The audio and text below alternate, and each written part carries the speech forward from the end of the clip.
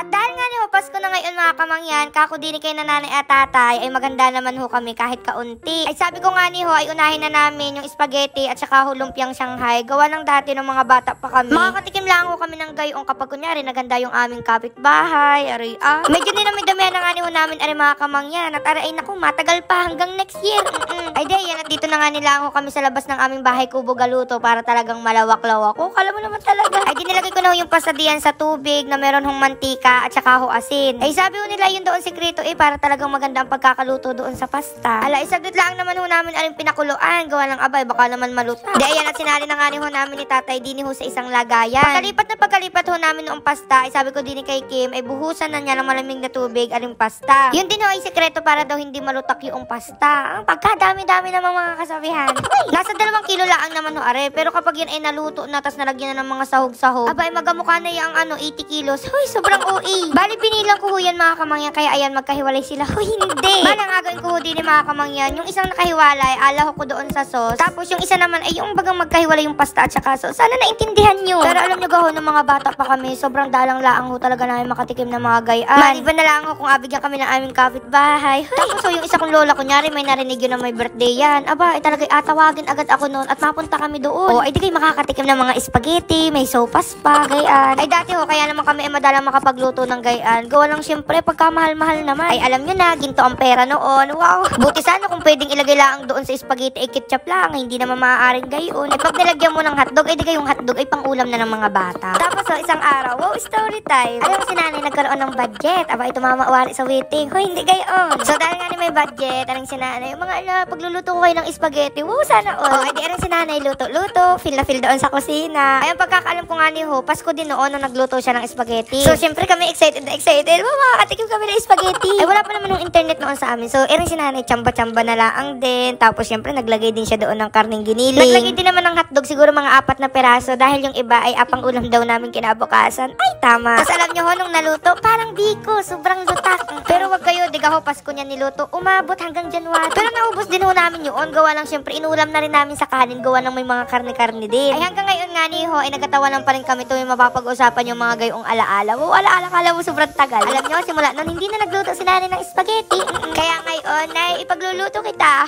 Ay dayan, at balik na ho tayo din ng mga kamangyan. Bali, nagisa lang ho ako diyan ng bawang sibuyas, saka ko ho nilagay yung giniling na karne. Tapos syempre, naglagay na rin ako ng pampalasang asin at saka paminta. Ay for the go. Ay dayan, at naglagay na nga ni ho ako diyan ng spaghetti sauce. At dahil nga ni ho, gusto ko yung ligo talaga sa sauce, ay dinaglagay pa ako ng extra sauce. Abawari ko ilunod ang pasta din eh. Naglagay na rin pala ako diyan ng all-purpose cream para creamy. Huy, binaman. At pagkatapos ho noon, ay dinilagay ko na rin ho din arihong hotdog. Kanina nga ni ho, ang tingin ko din ang pagkarami-rami. Abay, nung mailagay ko din sa pagkalaki-laking tulyase, abay, nagmukhang kaunti. Sa sobrang laki ho man din na rin tulyase, akala mo talaga ay may kasalan nagagalaw. Ay, yes, I do. Ay, kaya nilagay ko na rin ho din aring condensed milk. Yan ho, yung magabigay diyan ng tamis. Gawa lang hindi na ako galagay diyan ng mga asukal-asukal. At after ilang minuto mga kamangyan, ayan, at dinaglipat na ho si tatay diyan sa isang lagayan. Gawa lang diga ho, 2 klase ng spaghetti yung ating agawin. Yung isa lahok doon sa sauce, yung isa naman ay magkahiwalay. Wow, no, makala mo talaga. Kaya ko rin ho ginawa yun mga kamangyan para pahirapan yung mga sarili namin. Ay, dayan, at din ho sa tulyasi na may sauce, ay nilagay ko na ho yung pasta. Ay, for the go. Di, ayan, at hinalo-halo ko lang ang ho diyan mga kamangyan. Ay, mekos-mekos na ninsan. Huy, grabe mga kamangyan, ramdam na ramdam ko na ho talaga yung Christmas. Huy, nagluto lang ng spaghetti, naramdaman agad yung Pasko. At dahil nga ni ho, luto naman na yung sauce at saka ho yung pasta, ay di hinintay lang namin na magsama sila sa isa't isa. Magsama! Abay, tingnan nyo naman ang mga itsura. Daw may mga outing. Ay, kaluto nga ni ho na rin. Sabi ko nga ni, ay dali na namin doon sa aming bahay kubo. Gawa ng andun nga ni ho si Nanay Nini, yung nanay baga ni tatay. Abay, tingnan nyo naman ang aming donya. Huy! Ay, tuwang-tuwa nga ni ho siya at ang sarap daw magpahinga din sa aming bahay kubo. Gawa ng lagi ho siyang nasa Pinamalayan. Ay, ngayon lang ho siya nakapunta din eh. Ay, inabiro ko pa nga ni ho, naku, arang si Nanay Nini, hindi mauwian mamaya hanggat walang papasko. At dahil nga ni ho, matagal-tagal din ho kaming hindi nagkita. Ayan, talaga naman lamis ang isa't isa. Talagang sige, kwentuhang tuto. Talagang kaling si tatay, hindi nagpatalo. Ay, alam nyo ko mga kamangyan, gayan ho yung normal na kwentuhan din sa amin. Kaya akala nung iba kapag napupunta kami sa ibang lugar, akala lagi ay nag-aawayan na gayaan. Abay, hindi ho. Sa sobrang sarap nga ni ho ng kwentuhan namin doon mga kamangyan, munti ko na makalimutan na magaluto pa nga ni ho kami ngayon na lumpiang Shanghai. Ay, hindi masarap ang aming kwentuhan. Ay, simula ho pagkabata pa ni tatay hanggang sa paglaki, ay kwininto ng lahat. Tawa-tawa nga ni ho ako kanina mga kamangyan, gawa gawa lang ang sayang marinig baga noong mga paano madisiplina yung mga anak dati. Gawa lang kami ho kasi magkakapatid mga kamangyan, hindi ho talaga kami lumaki sa palo. Pero minsan ay nagagaruti din kapag sobrang tigas na talaga ng ulo. Pero hindi yung tipong lagi na lang ang palo, gayaan. Pero sa totoo lang ho mga kamangyan, ako nakatikim din talaga ako ng garuti diyan kay Nanay Nini. Oo, talaga namang pagkalakas-lakas. Sabi pa nga ni ho ni Nanay, putla daw man din ako. Gawa lang siyempre kapag bata pa ho, siyempre matigas talaga yung ulo. Ay hindi maaari yung kay Nanay Nini. Kaya ayan, sige garuti man din, iyak man din, palakat din eh. Ay di balik na ho tayo din mga kamangyan. Naalala ko dati nung sa mga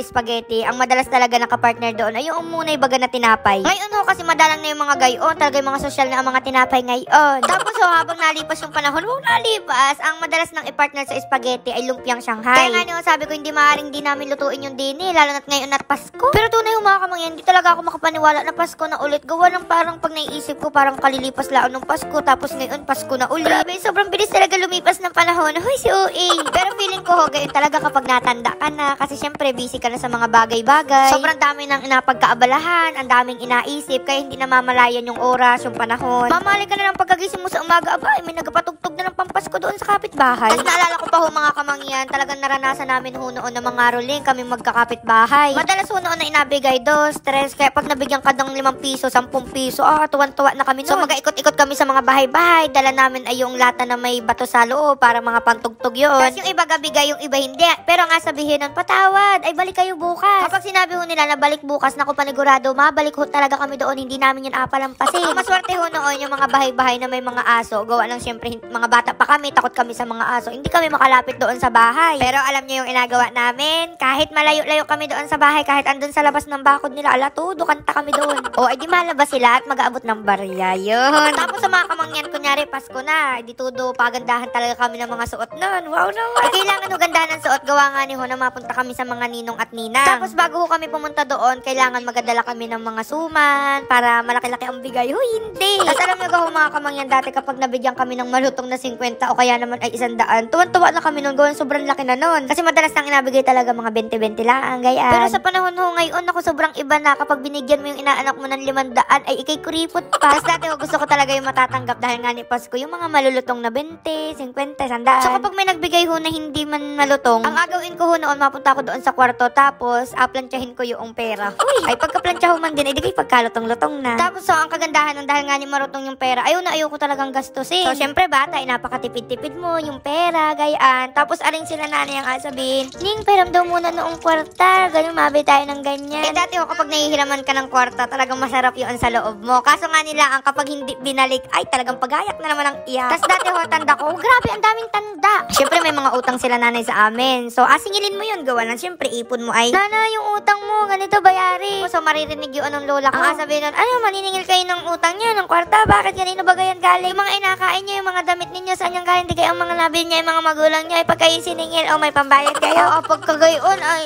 wala ka lang lakas ng loob na maningil.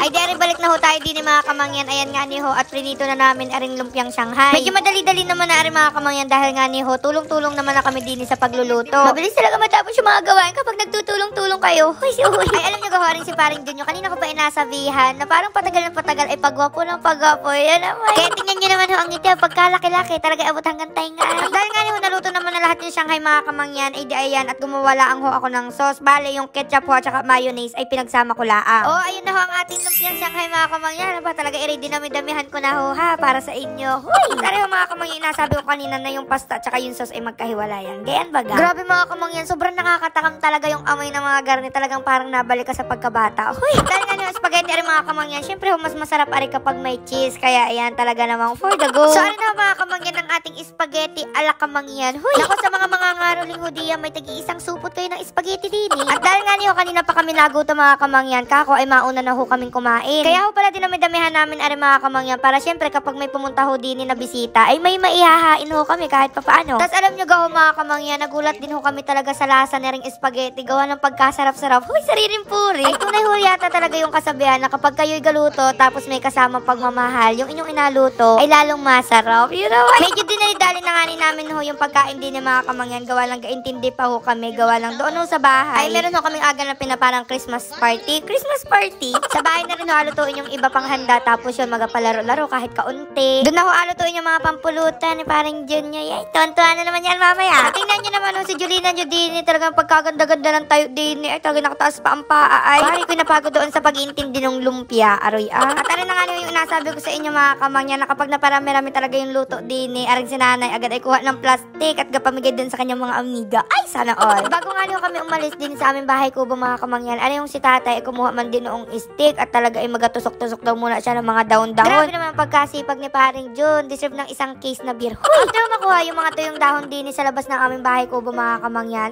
naman nung si tatay ay may binili daw ho siya ng plastic na itim kanina. Ay alagyan na daw ho niya ng lupa. Gawa na ang atinim daw ho niya dito. Yun nga yung mga nagsibula ng mga sili-sili baga din sa labasan. Gawa na kapag nagaluto ho kami din mga kamangyan, ang inagawa ko doon sa mga buto-buto ay inasabog ko ho din sa paligid. Tapos ay di sumibol yung mga gusto, sumibol yung mga ayaw, ay di wow. Kanina ho din sa may silong, ayan, may nakita si tatay, ay di sabi niya, alipat nga ni daw niya para raw mas mabuhay. Ay di kapag rin naman ay nagbungahan, ay di hindi na kami mabili ng sili doon sa bayan. O ay makakatipid-tipid kahit papaano. Sa sobrang busy nga ni mga kamangyan, alam nyo ga, namili lang ako ng panregalo, ay December 24 na.